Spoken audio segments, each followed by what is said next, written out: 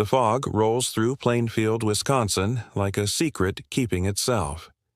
It moves between the bare November trees with the patience of something that has learned to wait, settling into the hollows of the land where corn once grew, and where in 1957 the earth would give up its darkest truth.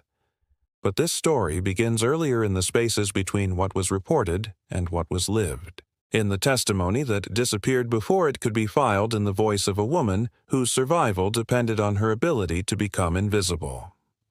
Before we go any further, tell me in the comments, where are you watching this from, and what time is it right now? The winter of 1956 arrived early in central Wisconsin, painting the farmland in shades of gray and bone white that seemed to leach the warmth from memory itself. In Plainfield population barely 400, the cold settled into the buildings like a permanent resident finding its way through window frames that had warped with decades of weather under doors that no longer fit their frames into the spaces where people lived their quiet lives and kept their quiet secrets. Margaret Schaefer was 24 that winter, though she looked older, the kind of premature aging that comes not from hardship, but from the weight of seeing too much, too young. She worked for the County Social Services Department, one of the new positions created to check on the rural families who had become isolated in the post-war years to ensure that children were attending school and that the elderly were not forgotten in farmhouses that stood like monuments to solitude against the endless sky. Her route took her through 17 townships past farms where the mailboxes bore names that had been painted over so many times they were barely legible down roads that turned to mud in spring and disappeared entirely under snow in winter. She drove a government-issued Ford that rattled like a collection of loose bones, its heater producing more noise than warmth, its radio picking up static and fragments of distant stations that faded in and out like voices from another world. On November 13, 1956, her supervisor handed her a file that had been gathering dust on a shelf for nearly 2 years. The name on the tab was written in faded blue ink. Edward Theodore Gein. Rural Route 2, Plainfield. The notation beneath it read, "Welfare check requested by neighbor. Reports irregular behavior. Low priority." Margaret knew the name, as did most people in Waushara County. The Gein boy, they called him, though he was past 50 now and had been calling himself a man for decades.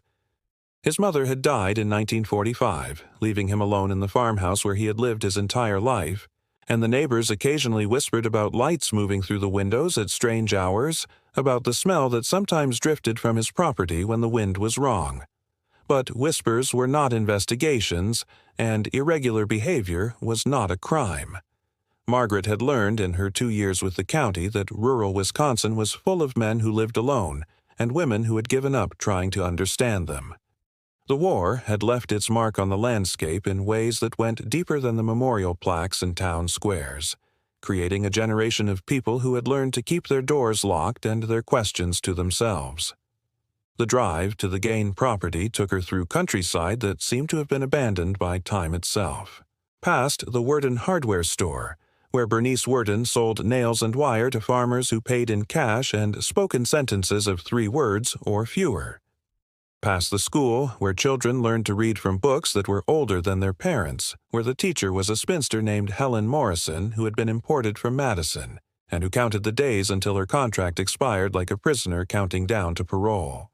The road to the Gein farm was not marked on any map that Margaret carried, but everyone in Plainfield knew how to find it. 2 miles past the grain elevator, then left at the dead oak tree that had been struck by lightning so many times it looked like a black skeleton against the sky. The gravel road that led to the house had not been maintained in years, and Margaret's car bounced through ruts that had frozen into permanent ridges, each impact sending vibrations through the frame that felt like the earth itself was rejecting her presence. The farmhouse appeared through the trees like a photograph that had been left too long in sunlight, its colors bleached to the gray of old bones. 2 stories of wood that had never been painted, or had been painted so long ago that the elements had worn it down to the grain. The porch sagged under the weight of accumulated junk. Old tires, rusted farm equipment, boxes that had disintegrated until their contents spilled across the weathered boards like offerings to some forgotten god. Margaret parked her car in the mud that passed for a driveway and sat for a moment with the engine running, studying the house through her windshield.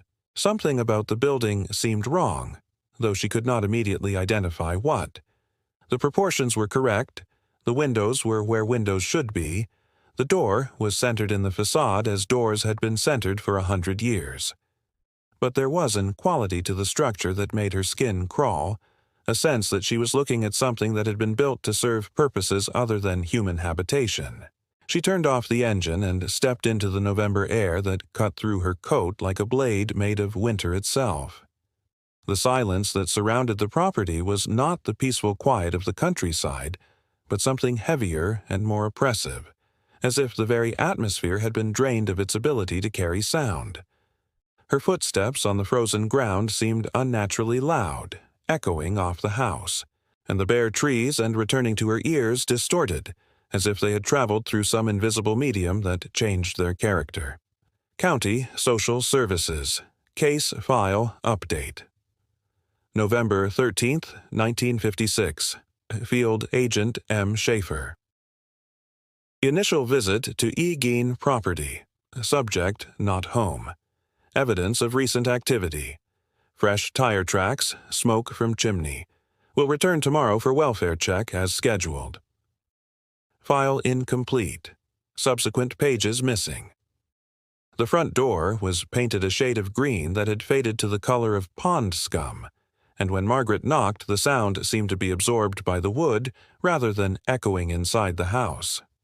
She waited, counting her heartbeats and listening for any response from within. After 30 seconds, she knocked again, harder this time, and heard something that made her blood turn cold. Footsteps. Not the heavy tread of boots on wooden floors, but something lighter, more careful. The sound of someone who was trying not to be heard, moving through the house with the deliberate stealth of a predator stalking prey. The footsteps stopped directly on the other side of the door.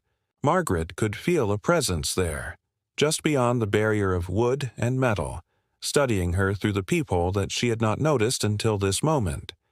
She tried to smile, though she suspected that the expression looked as forced as it felt, and cleared her throat in preparation for the standard introduction that she had delivered at dozens of farmhouses over the past 2 years.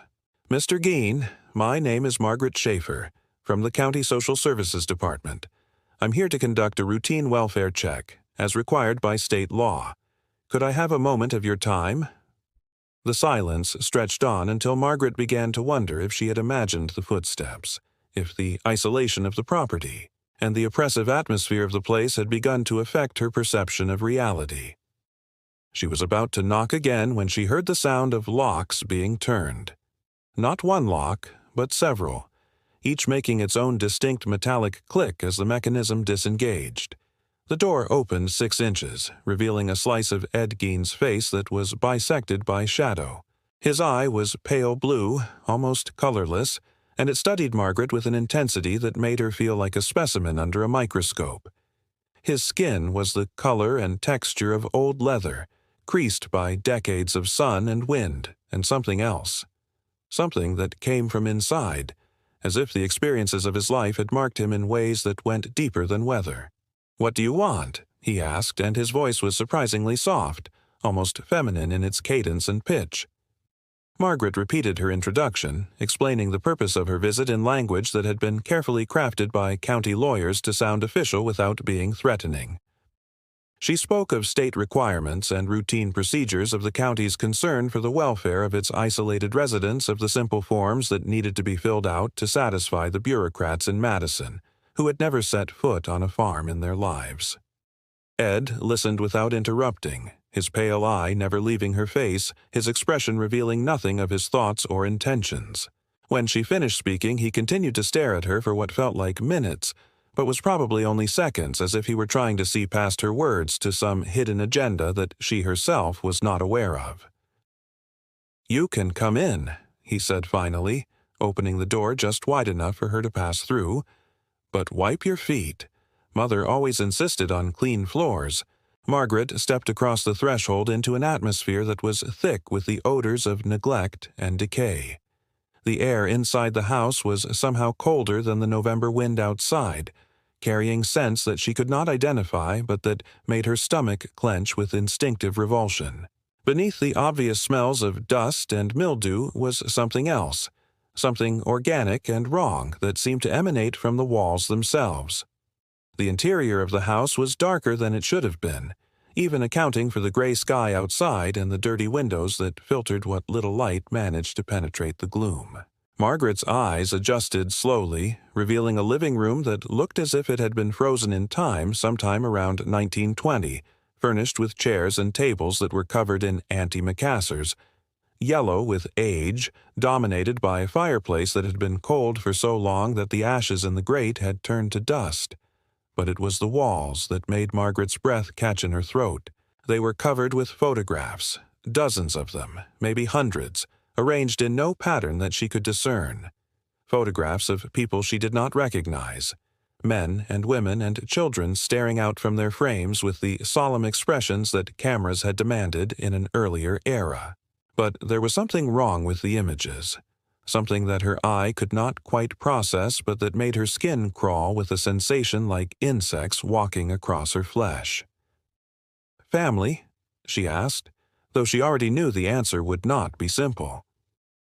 Ed smiled, and the expression transformed his face into something that was not quite human. "In a way," he said, "everyone becomes family eventually." Margaret forced herself to focus on the forms in her briefcase, to concentrate on the mundane questions that constituted a routine welfare check: employment status, health concerns, adequate heating and nutrition, social contacts within the community. Ed answered each question in a voice that remained consistently soft and reasonable, describing a life of simple solitude, of small farming, and odd jobs of occasional trips to town for supplies, and minimal interaction with neighbors who preferred to keep to themselves. But as Margaret wrote down his responses, she became increasingly aware of sounds coming from elsewhere in the house. Not the settling of old wood or the whisper of wind through loose windows, but something more purposeful and more disturbing. The creak of floorboards above her head, as if someone was walking slowly through the rooms on the second floor.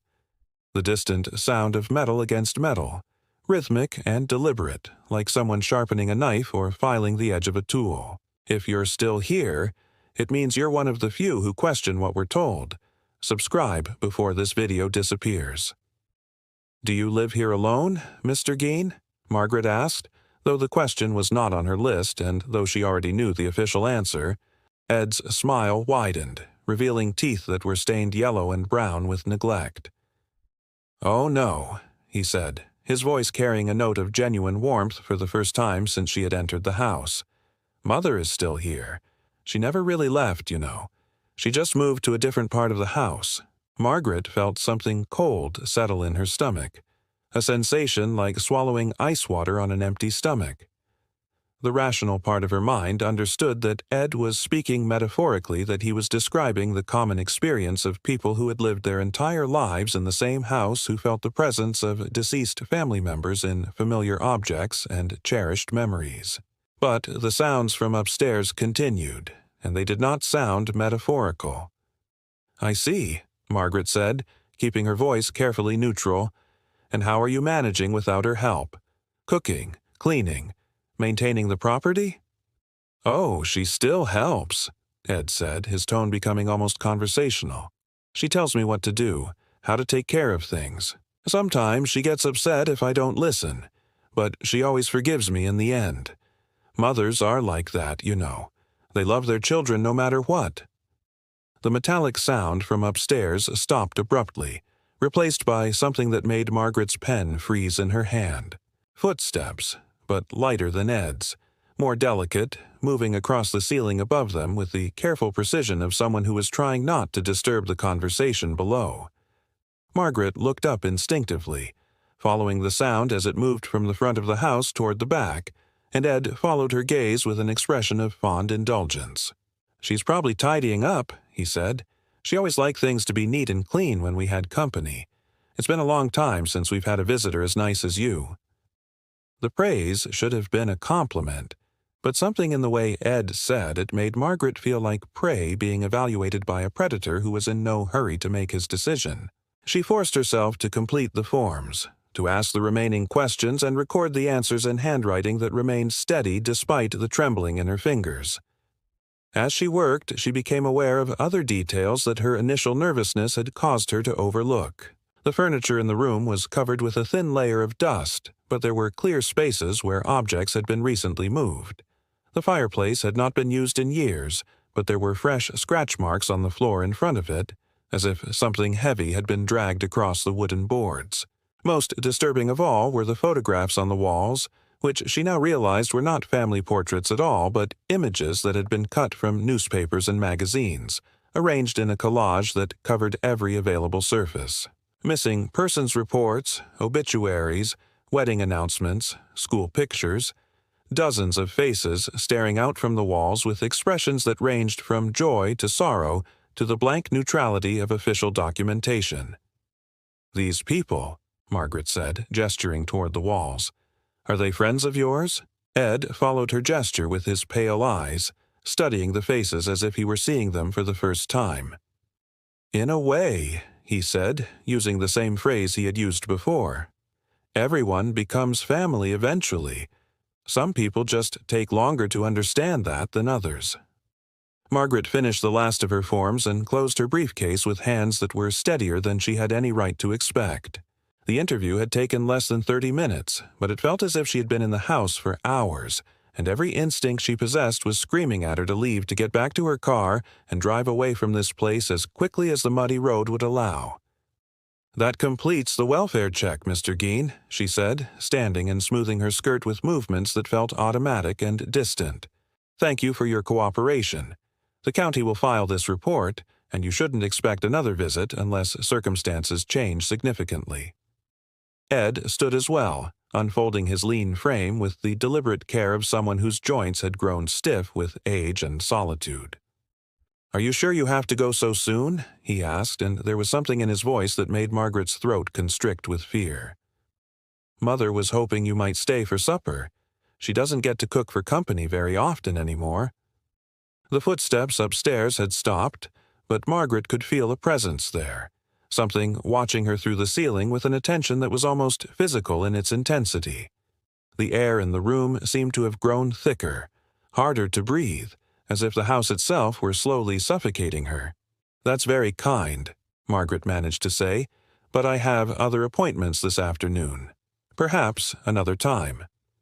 Ed nodded, but his expression suggested that he understood there would not be another time, that this opportunity was being lost and would not come again. He walked her to the door with the same careful deliberation that had characterized all of his movements, opening it just wide enough for her to pass through and watching her with those pale eyes that seemed to catalog every detail of her departure. Margaret stepped out into the November air and felt her lungs expand with relief, as if she had been holding her breath for the entire duration of her visit. She walked to her car without looking back, though she could feel Ed's gaze following her every step, and started the engine with fingers that shook so violently she could barely turn the key. As she drove down the rutted road away from the farmhouse, she glanced in her rearview mirror and saw Ed still standing in the doorway, his silhouette dark against the pale interior light. But there was something else in the window of the second floor, a shape that might have been a curtain moving in a draft or might have been something else entirely. Something that watched her retreat with interest that felt hungry and patient and utterly inhuman. FBI Behavioral Analysis Unit, Internal Memo. Date, November 20th, 1957. Gein Investigation, Preliminary Profile. Subject's behavioral patterns suggest extended period of psychological deterioration. Previous contacts with local authorities minimal. You recommend review of all county records dating back to 1945. Classification: restricted. Access limited to assigned personnel. Margaret drove straight to the county office in Wautoma, 23 miles of gravel roads and state highway that passed in a blur of bare trees and gray sky. She parked in her assigned space behind the building and sat in her car for 10 minutes trying to make sense of what she had experienced, trying to separate rational observation from the irrational fear that had taken root in her chest like a tumor. The interview had been routine. Ed Gein had answered all of her questions in a manner that was cooperative if eccentric, had provided information that satisfied the requirements of the welfare check, had given no indication of immediate danger to himself or others. The fact that he spoke of his deceased mother in the present tense was not unusual among people who had lived in isolation for extended periods. The sounds she had heard from upstairs could be explained by the settling of old wood, by wind moving through loose windows, by any number of mundane causes that her imagination had transformed into something sinister. But the photographs on the walls were real. The smell that permeated the house was real. The sensation of being watched by something that was not quite human was real, even if she could not explain it in terms that would satisfy her supervisor or the county commissioners who reviewed her reports. Margaret climbed the stairs to her office on the second floor of the county building, past the bulletin board where notices of missing persons competed for space with announcements of livestock auctions and church suppers. Her desk was exactly as she had left it that morning, covered with files that represented the other isolated residents of Waushara County, men and women who lived alone on farms that grew smaller each year as the young people moved to cities, and the old people died in houses that had been built by their grandfathers. She pulled out a fresh incident report form and sat staring at the blank lines for nearly an hour, trying to find words that would capture the essence of her visit to the Gein property without sounding like the ravings of someone who had been alone on country roads for too long. In the end, she wrote only the facts that could be verified. Ed Gein was living alone on his family property, appeared to be in adequate physical health, claimed to be supporting himself through odd jobs and small farming, showed no signs of immediate distress or danger. She did not mention the photographs or the sounds from upstairs, or the feeling that she had been evaluated by a predator who had decided, for reasons of his own, to let her live. She did not mention the smell that still seemed to cling to her clothes, or the way her hands continued to shake even after she had returned to the safety of her office. Instead, she filed the report in the appropriate folder and marked the case as closed, routine welfare check completed with no follow-up required. It was the safe thing to do, the rational thing to do, the thing that would allow her to sleep at night without wondering what might have happened if Ed Gein had decided that she should stay for supper with his mother. But Margaret Schaefer was not destined to sleep well for the rest of her life. Exactly 1 year later, on November 14, 1957, Sheriff Art Schley received a call that would change everything. Bernice Worden had disappeared from her hardware store in Plainfield, leaving behind only a blood trail and a sales slip with Ed Gein's name on it. When the sheriff and his deputies arrived at the Gein farmhouse, they found horrors that would make headlines around the world and create a new category in the American lexicon of evil. The official inventory would list furniture made from human bones, bowls crafted from skulls, a vest fashioned from a woman's torso, lampshades made of human skin. They would find Bernice Worden's body hanging in the shed behind the house, dressed and butchered like a deer. They would find evidence of murders that stretched back years, of a man who had been collecting souvenirs from local cemeteries and turning them into household objects with the casual efficiency of someone assembling model airplanes. But they would not find Margaret Schaefer's report, which had been removed from the county files sometime during the night of November 13, 1957. They would not learn that someone had walked into Ed Gein's house a year earlier and walked out alive, carrying with her the testimony that might have prevented Bernice Worden's death and the deaths of others whose bodies were never found. The report disappeared as thoroughly as if it had never existed, along with any record that Margaret had ever been assigned to conduct a welfare check on the Gein property. When investigators later reviewed the county's files on Ed Gein, they found nothing but a notation that a routine check had been requested but never completed due to staff limitations and budget constraints. Margaret herself was transferred to a different department within a week of the arrests, reassigned to clerical duties that kept her safely behind a desk and away from the rural routes where she might encounter reporters or federal investigators who were asking uncomfortable questions about how Ed Gein had remained unnoticed for so long. She never spoke publicly about her visit to the Gein house, never volunteered the information that might have filled in some of the gaps in the official timeline, never acknowledged that she had seen and heard things that did not appear in any police report or psychiatric evaluation. When friends and coworkers asked if she had ever encountered Ed Gein in her work for the county, she would shake her head and change the subject, as if the question itself were somehow dangerous. But late at night, when she thought no one was listening, Margaret would sometimes whisper to herself in a voice that carried the weight of guilt and survivor's remorse, "I could have stopped it. I should have known. I should have done something. Share this with someone who loves dark documentaries, before it vanishes like the rest of the truth." The years that followed were not kind to Margaret Schaefer. The guilt ate at her like acid, corroding her sleep and her appetite and her ability to form relationships with people who had not seen what she had seen. She developed a drinking problem that cost her the clerical job, then a series of other jobs in other towns until she was working as a night janitor in a hospital in Milwaukee, pushing a cart through corridors that smelled of disinfectant and death while trying to forget the smell that had filled Ed Gein's house. She never married, never had children, never found peace with the decision she had made to file a routine report instead of raising an alarm that might have saved lives. The rational part of her mind understood that she had acted appropriately, that nothing she had observed would have justified the extraordinary measures that would have been required to prevent what happened to Bernice Worden and the others. But rationality was no match for the weight of memory, for the knowledge that she had been in the presence of evil and had failed to recognize it for what it was. The sounds she had heard from upstairs haunted her dreams, and she would wake in the middle of the night convinced that she could still hear them footsteps moving through the darkness above her head with the patient deliberation of someone who had all the time in the world. In 1978, 21 years after the arrest of Ed Gein, Margaret was found dead in her apartment in Milwaukee, alone except for a cat that had been dead for several days and a bottle of sleeping pills that had been prescribed for insomnia. The death was ruled a suicide, though she had left no note and had given no indication to her few remaining friends that she was contemplating ending her life.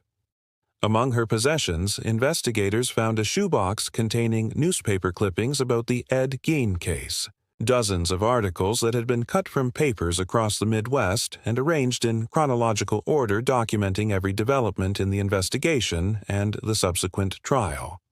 At the bottom of the box was a single sheet of paper, covered with Margaret's handwriting in ink that had faded to brown with age. November 13th, 1956. I was there. I heard her walking upstairs. I heard her moving things around, getting ready for company. He kept talking about his mother like she was still alive, and I thought he was just lonely, just crazy in the way that people get crazy when they live alone for too long. But she was there. I heard her, and I did nothing. The note was turned over to the Milwaukee Police Department, who filed it with Margaret's other effects and forgot about it until it was destroyed in a clerical purge in 1985. No one thought to contact the authorities in Wisconsin.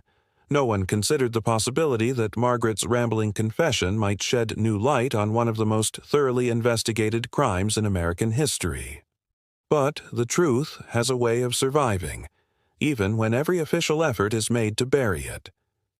In the files of the FBI's Behavioral Analysis Unit, in reports that were classified and forgotten, there exists evidence that Ed Gein was not the solitary killer that history has remembered. The psychological profile compiled by federal investigators describes behavioral patterns that suggest the presence of an accomplice, someone who helped him select victims and dispose of evidence, someone who shared his twisted worldview and enabled his crimes. The profile was suppressed at the request of local authorities, who argued that speculation about accomplices would only complicate the prosecution of a case that was already generating unwanted national attention. Ed Gein was convicted and sentenced to life in a mental institution, where he would spend the rest of his days insisting that he had never acted alone, that his mother had guided every decision and approved every action. The psychiatrists who treated him interpreted these statements as manifestations of guilt and unresolved grief, the inability of a disturbed mind to accept responsibility for its crimes. But Margaret Schaefer would have understood the literal truth in Ed's words, would have recognized the accuracy of his descriptions of the presence that moved through the house above their heads during that November afternoon in 1956. She would have understood because she had heard it herself, had felt the weight of attention from something that was not quite human but not entirely gone. She had experienced the truth that the official investigation could not acknowledge, the reality that some bonds are too strong to be severed by death, and that some forms of love can be twisted into something monstrous without losing their essential power. Augusta Gein had died in 1945, but she had never left the farmhouse where she had raised her son and shaped his understanding of the world. She had remained there in ways that defied rational explanation, guiding his actions and sharing his crimes, creating a partnership between the living and the dead that enabled horrors that neither could have accomplished alone. Margaret carried that knowledge to her grave, along with the guilt of a survivor who had been given the opportunity to prevent future tragedies and had chosen silence instead of action. Her death was not listed in the official records of Ed Gein victims, but she was as surely killed by what happened in that house as Bernice Worden, or any of the others whose remains were found scattered through the rooms where a mother's love had been preserved and perverted beyond recognition. The farmhouse was demolished in 1958, its remains scattered and burned to prevent it from becoming a monument to the crimes that had been committed within its walls. The land was sold to developers who built a shopping center that never quite prospered, businesses coming and going with the regularity of seasons, while the ground beneath them remained tainted by memories that refused to fade.